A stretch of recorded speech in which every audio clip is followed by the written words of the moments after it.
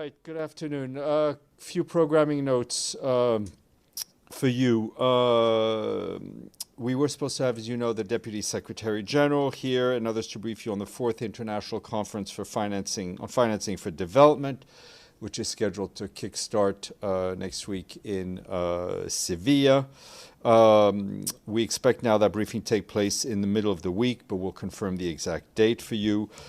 Tomorrow, we do expect to have Jorge Moreira da Silva, who, as you know, is the Executive Director of the UN Office for Project Services, otherwise known as UNOPS. He will be here to brief you virtually on his trip to Myanmar.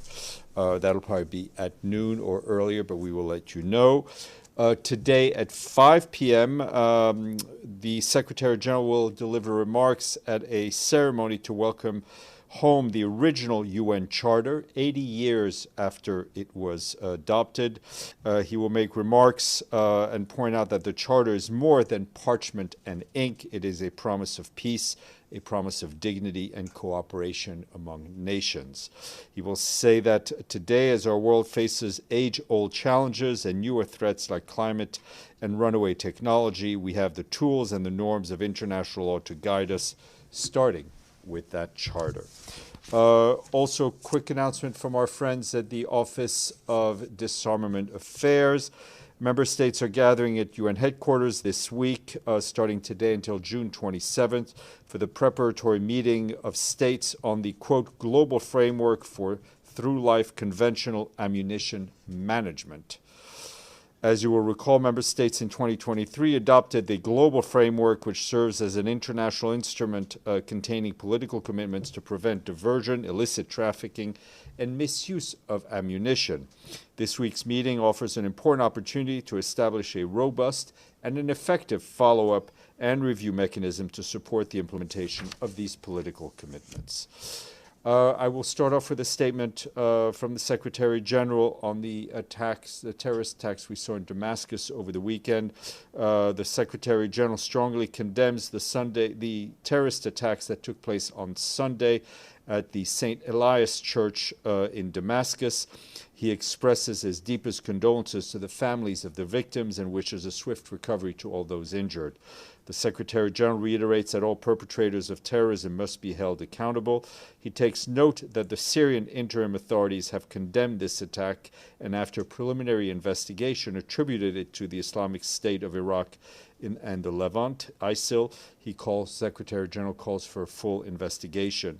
The Secretary General reaffirms the commitment of the United Nations to supporting the Syrian people in their pursuit of peace, of dignity and justice. And I will also note that Geir Pedersen, our special envoy on Syria, also issued a statement on the same attack, and that statement was issued over the weekend. And as you all saw in yesterday's Security Council meeting on Iran, the Secretary General said that the bombings of Iranian nuclear facilities by the United States marks a perilous turn in a region that is already reeling.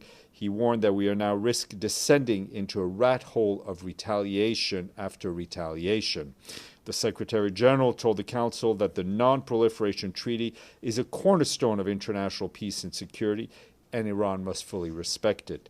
All member states must act in accordance with their obligations under the UN Charter and other rules of international law, including international humanitarian law.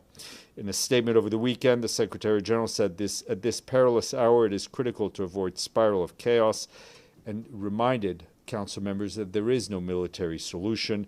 The only path forward is diplomacy, and the only hope is peace, he said.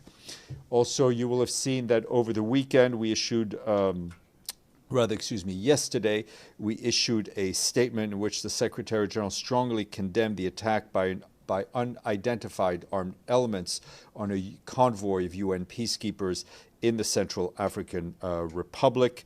That took place on the attack took place on June 20th. The attack resulted in the death of a peacekeeper from Zambia. He was 33 years old, and his name was Corporal Stephen Muloke Sacha Choma. He was a member of the Zambian military contingent deployed with the UN peacekeepers in the Central African Republic. A second peacekeeper from Zambia was also injured and is undergoing medical treatment. The Secretary General recalled that attacks targeting UN peacekeepers may constitute war crimes under international law. He called on the Central African authorities to spare no effort in identifying the perpetrators of this tragedy so they can be brought swiftly to justice. That statement was shared with you. Turning to the situation in the Gaza Strip, our colleagues at the Office for the Coordination of Humanitarian Affairs warned that conditions there are deteriorating rapidly. Yesterday, OCHA's head of office in the occupied Palestinian territory, our colleague Jonathan Whittall, who is currently in Gaza, briefed journalists and warned of a pattern where people are being killed trying to reach food. Mr. Whittall said that we are seeing carnage, we're seeing weaponized hunger, and we're seeing forced displacement and a death sentence for people who are just trying to survive. Mr. Whittall reiterated that we, along with our partners, have a humanitarian plan by which we could reach every family in Gaza, as we have in the past, but we have been continuously prevented from doing so. Over the weekend, telecommunications were restored across Gaza after damaged fiber optic cables were repaired, and for the first time in days, our teams had more than 24 hours of relatively stable communication, something we've repeatedly said is essential to coordinate relief activities and just to save lives. But the colleagues on the ground warned that without urgent fuel deliveries for the generators that power the telecommunications machinery, telecommunications may very well go down again very soon. Fuel is also needed to keep emergency rooms running, to keep ambulances running, and to operate water desalination and pumping stations. Right now, our teams on the ground are rationing what little fuel remains and working to retrieve stocks stored inside Gaza in areas that are unfortunately hard to reach for us. Earlier today, one of our teams did manage to access a fuel stored in Rafah, and we hope to have good news about the mission success tomorrow. If successful, it would buy critical services a bit more time, but not much.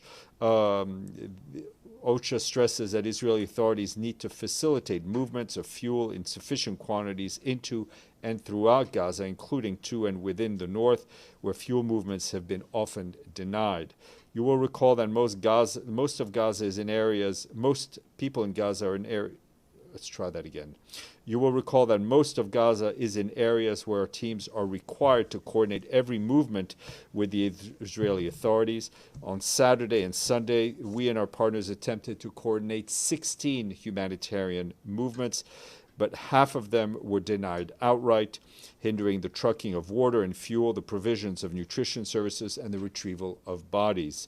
Some efforts to remove solid waste and movement of staff within Gaza without delivering supplies were facilitated by the Israeli authorities.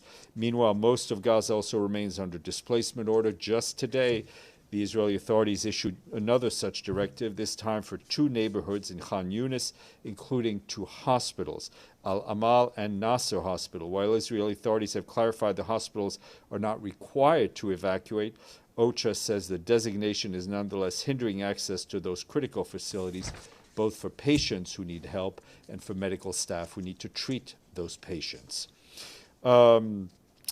And in Lebanon, our peacekeepers there have continued to observe Israeli Defense Forces activities, including airstrikes in the area of operations. They've also observed Israeli Iron Dome interceptions targeting Iranian missiles and drones crossing the area of operations towards Israel. Also on June 20th, UNIFIL discovered 3 unauthorized ammunitions and weapon caches in area of operations containing mortar shells and rockets. The Lebanese armed forces were informed of those caches and they intervened in all of those locations. UNIFIL continues to encounter obstruction of movements in its area of operations in southern Lebanon, hampering implementations of its mandate. Meanwhile, the Undersecretary General for Peacekeeping, Peace Operations, Jean-Pierre Lacroix, wrapped up his visit to the Middle East yesterday, having visited UNDOF, the UN Disengagement Observer Force on the Golan, as well well as UNIFIL. While in Lebanon, Mr. Lacroix met with mission leadership in Naqoura and visited UN peacekeepers, including along the Blue Line and with the Maritime Task Force that is operating offshore. He also discussed the current situation on the ground and the implementation of Security Council Resolution 1701 with the Lebanese president, the defense minister, the prime minister, and others. In Syria, Mr. Lacroix met with the interim president and interim ministers and discussed the Syrian interim authorities' commitments to exercising full sovereignty exercising their full security responsibilities throughout the Syrian territory in accordance with relevant agreement and international law. Throughout his trip, Mr. Lacroix stressed the importance of ensuring that both missions are fully supported and provided with the freedom of movement necessary to complete their mandated tasks.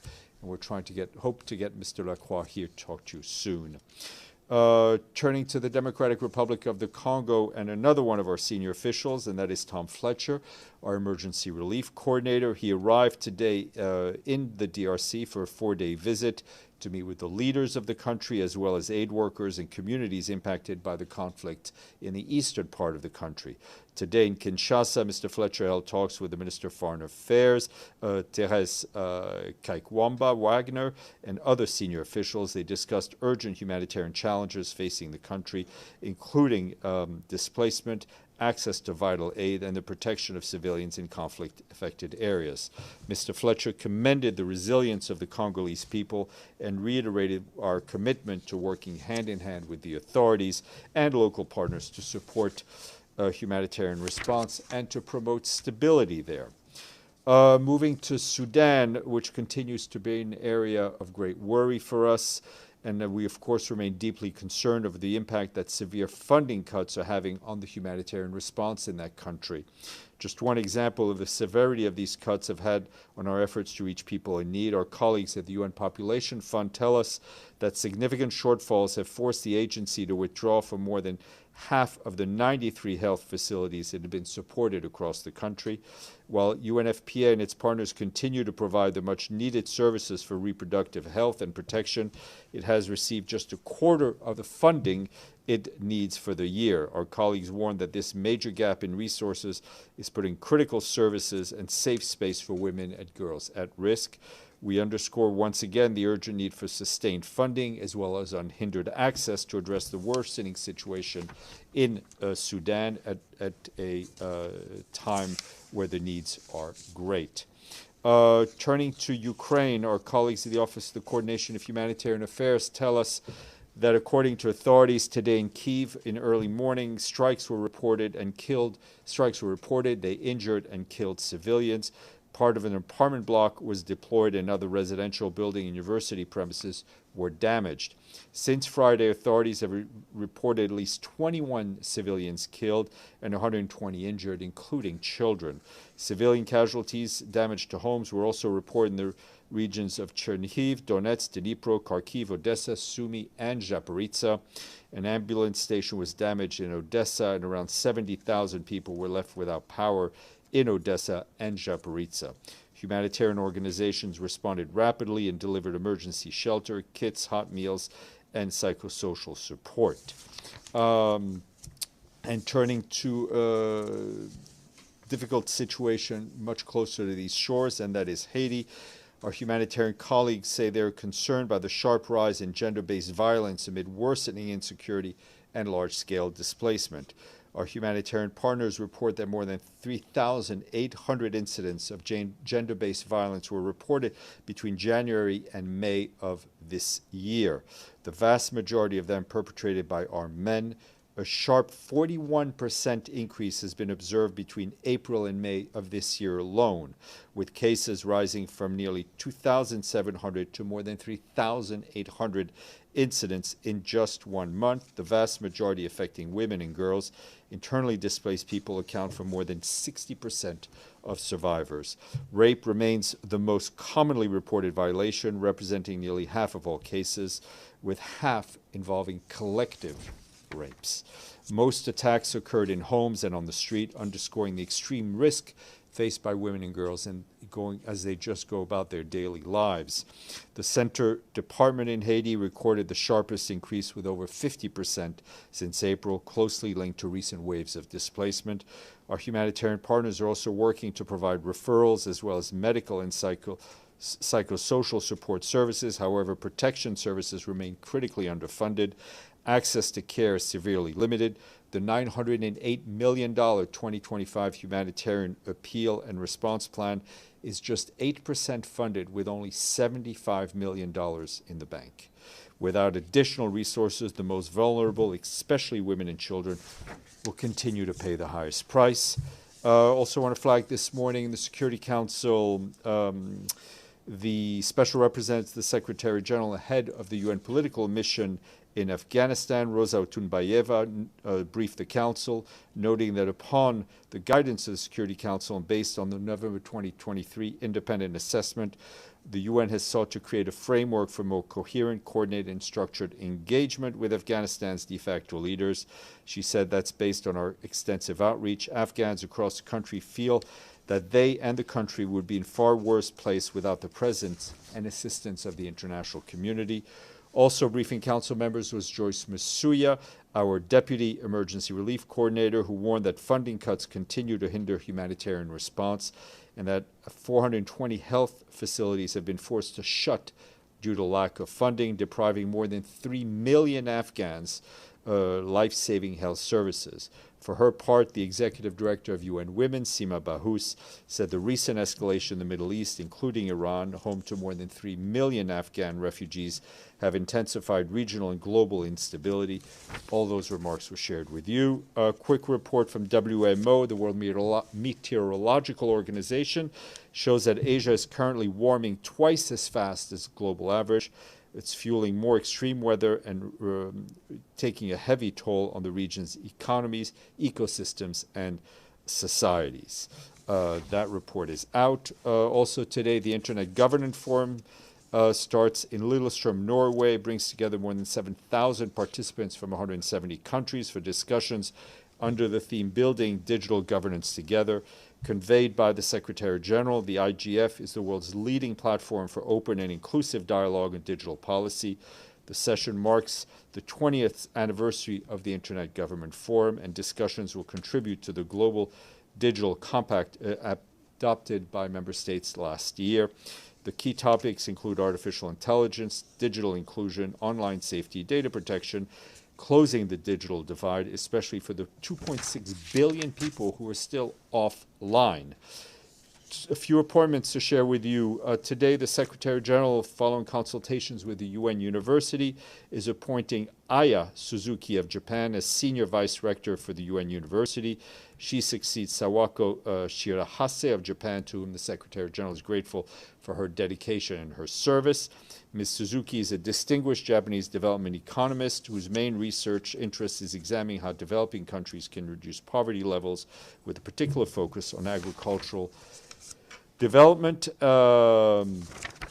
Also, two new resident coordinators, Zia Choudhury of Bangladesh and Sarango Radnaraksha of Mongolia, took up their new assignments as UN resident coordinators in Ghana and Kazakhstan, respectively. Zia Choudhury brings 25 years of experience in development and humanitarian action in roles across UN and non-governmental organizations. Prior to this post, he was the resident coordinator in Botswana. And Sarangu Radnaraksha also brings 25 years of experience in sustainable development across Europe and Central Asia, marked by progressive leadership roles. Prior to this appointment, she serves as regional advisor on environment at the UN Economic Commission for Europe. She's held a number of other posts. A couple of international days for you. This is an important one for me. Today is the UN Public Service Day. This day celebrates the value and virtue of public service to the community, and in his message, the Secretary General says public servants are unsung architects of a better future. Today is also International Widows' Day. Widows have historically been left unseen and unsupported in our communities and societies. The day is an opportunity for action towards achieving full rights and recognitions for widows. No money for a while, so no quizzes, but I will entertain questions. Edie, then Pam.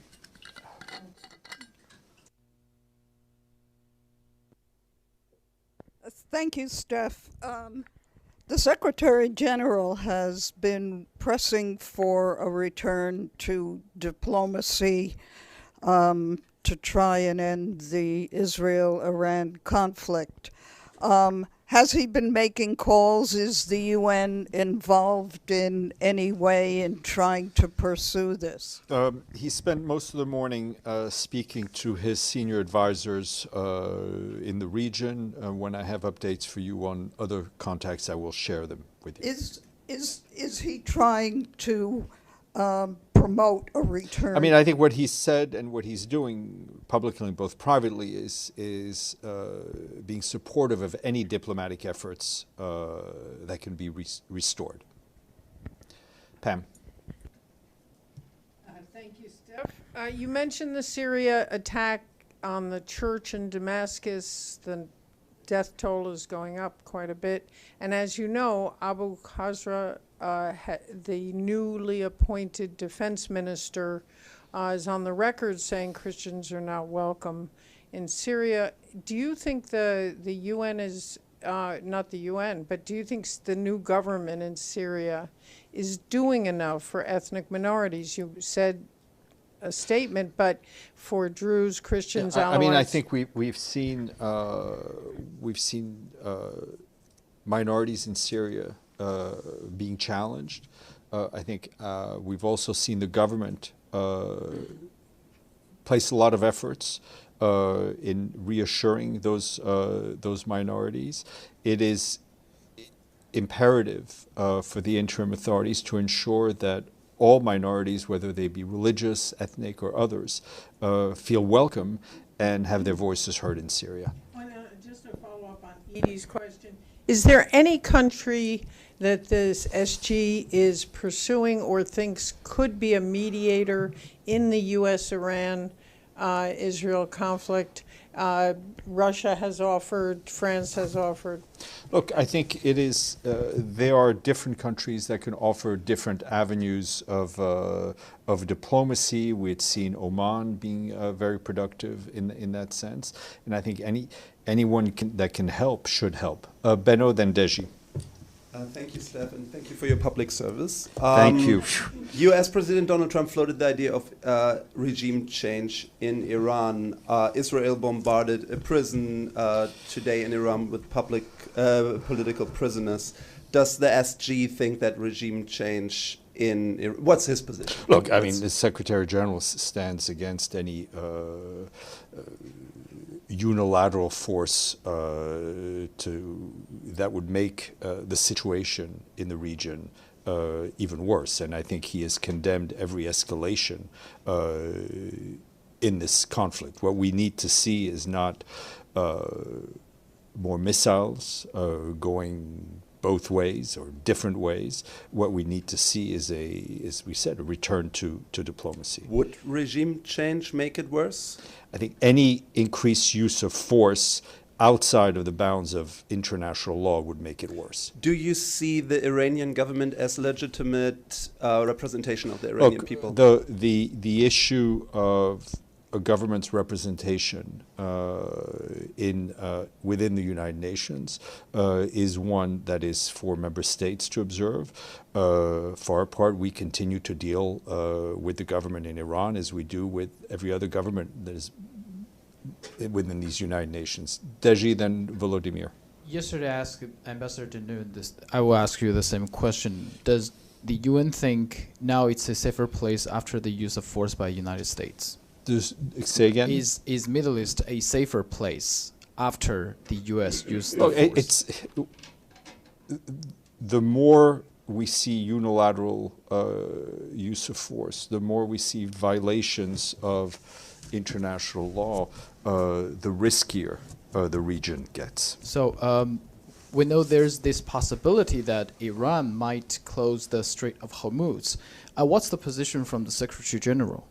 The Secretary General, I think, is keen on making sure that freedom of navigation continues, whether it's in the Straits of Hormuz, whether it's in the Red Sea. It is critical for global stability, both political and economic. Sorry, two programming questions. On the event that Secretary General is attending today, it's 5 p.m. or 5:50? You said 5. Why don't you be there for 5, and that way if it starts at 5:15, It's another you'll be 50 ready. minutes. 15 or 50? 50. Okay, we will 5 double or check. 5:50. I don't want to waste your time. Secondly, will there be any video service? Can we get the video of the statement from the Secretary General there? Yes, Or I think you okay. will. Okay. Volodymyr. Thank you, Stefan. Today, a Russian missile strike completely destroyed a secondary school in Bilhorodnistrovsky, Odessa region, killing and injuring civilians. These demonstrative attacks seem to be based on the belief that the world will remain silent while attention is focused on the events in the Middle East. What would the UN Secretary General say in order not to meet these expectations of silence? Look, I think we have been very clear in condemning all attacks against civilian infrastructure in Ukraine, including and especially schools, and we will continue to do that. Almost every day, I speak about what is going on in Ukraine, because we can't be complacent in forgetting crises that may not be at the top of the headlines globally. Just like every day we talk about Gaza. We try to talk about Sudan every day. We try to talk about Ukraine every day. There's a multiplication of crises in which civilians are in the front lines. Civilians are the ones being killed. Civilians are the ones being targeted. And we feel it's our responsibility to keep those in the headlines. Yes, sir. Hi, Steph. So the Indian Federal Home Minister Amit Shah told the Times of India in an interview on Saturday that it will, quote, never restore the Indus Water Treaty with Pakistan. Does the Secretary General have any comments on this development? I haven't seen that particular quote, but obviously it is critical that natural resources be shared based on mutually accepted treaties. Sherwin, then Stefano, then I'll go all the way in the back. I was wavering as to whether to ask a question. In terms of the violations of the UN Charter, did the United States violate the UN Charter by attacking Iran? What we have seen is, in this conflict, I think, repeated challenges to international law and to the Charter. If I can follow up, the Secretary General has been very explicit that Russia, by invading Ukraine, was in violation of the UN Charter. Why can you not explicitly say that the United States has violated Iran's sovereignty, which is sacrosanct in terms of the Charter? It has attacked nuclear facilities in violation of the law.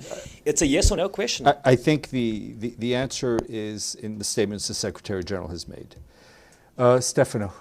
Well, I had the same question with the same follow-up at this point. Well, then I'll move on. Second follow-up is in this statement when Russia invaded Ukraine, it was very clear from the Secretary General that there was a blunt violation of the UN Charter. For what you told us today, also what he said at the Security Council, he said like he's worried about the UN Charter, concerned things, but he's not so blunt about the violation of the UN Charter. So is the UN Charter, again, being violated by United States and Israel in attacking Iran or not? I will leave you to read what the Secretary General said, and I will leave your freedom to interpret and analyze it at will. Yes, sir, in the back. You need. I can talk to you, but I need you to use your microphone. Then press it. Is yeah. that it? And if you don't mind introducing yourself, because I don't think. Can you talk to us a little bit about tomorrow's JCPOA meeting? It has a little bit of a new meeting considering the events of the previous week. It was scheduled for tomorrow at the UNSC. I believe it's the last one until it expires in October. What are your expectations with everything that is happening in the previous couple of days? Well, I would, this is a regularly scheduled meeting. It is based on the schedule of the reporting of the Secretary General. He reported to the Council last week. I would encourage you to look at that report. We continue to feel that JCPOA offered an important framework in terms of non-proliferation and in terms of monitoring Iran's obligations. Miriam, and then Alexei. Steph, reports just came out that Islamic Republic of Iran just started their attacks on Ain al-Assad military base in Qatar. Any reaction to that? And also the Islamic Republic of Iran ambassador at the UN Security Council on Afghanistan just now warned that they are going to send back Afghan refugees from Iran if the attacks continue. Is UN ready for that new wave of refugees? Well, I think, again, I think we've seen Afghan refugees continue to suffer in forced movement back to their homeland in ways that are challenging, to say the least. I haven't seen the reports you mentioned. Obviously, any increase in the military activities, any continued retaliation, as the Secretary General warned, just increases the destabilization and pushes us deeper into what he referred to yesterday, which is this rat hole of retaliation. Okay. Yes, go ahead, Pam. One quick, as of this morning, there was some sense it didn't happen yet, but Iran is saying, the parliament is saying that they may get out of the NPT. I don't think I heard you mention the NPT. No, I mean, the Secretary General's mentioned the NPT. We believe the Nuclear Non-Proliferation Treaty is obviously the bedrock of non-proliferation.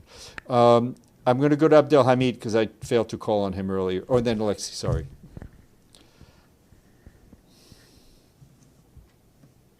This was asked word for word by my colleague Sherwin, but I will ask it in different way. But I have also a question on Gaza first. Today, Israel kills at least 43 Palestinians in Gaza, including 20 aid seekers. So since these numbers do not show in your daily report, I am obliged to keep repeating every single day how many Palestinians killed, because they are humans and not just scores of Palestinians or number of Palestinians killed. So that's my first question. Well, I'm not sure that's a question, but I will refer you to what our colleague Jonathan Woodall said yesterday about the death traps and the condemnation of the way that humanitarian aid was being delivered by the Gaza Humanitarian Forum. Does the definition of the crime of aggression, which is mentioned clearly in Article 2.4 in the Charter, does it apply to what the U.S. did in Iran? Refer you to what the Secretary General has said and continues to say, whether as early as late or as recently as what he said in the Council yesterday. Alexei. Thanks so much, Steph. On UN personnel in the Middle East, especially in Qatar. UN personnel, especially in Qatar. Have they remained in place or in Qatar? Yeah, or been moved? I have not heard of any movement. Shelter in place order? Honestly, I have to check. All right. Yeah. Yes, Miriam, and then Edie. Just one quick question. There are talks of regime change in Iran. What does the Secretary General think of regime change in Iran? I would encourage you to just go back to the video. I answered that question from Benno earlier on. Edie. Steph, can we get an update on whether there are any bakeries or any food getting into the north in Gaza? We'll give you that update. Okay. Yes, madam. You may have said this before, so I apologize if I'm asking you to repeat yourself. Have any UN personnel in Iran or have they been advised to evacuate? We've taken the precautions we need with our staff in Iran. Okay. Okay. Thank you all.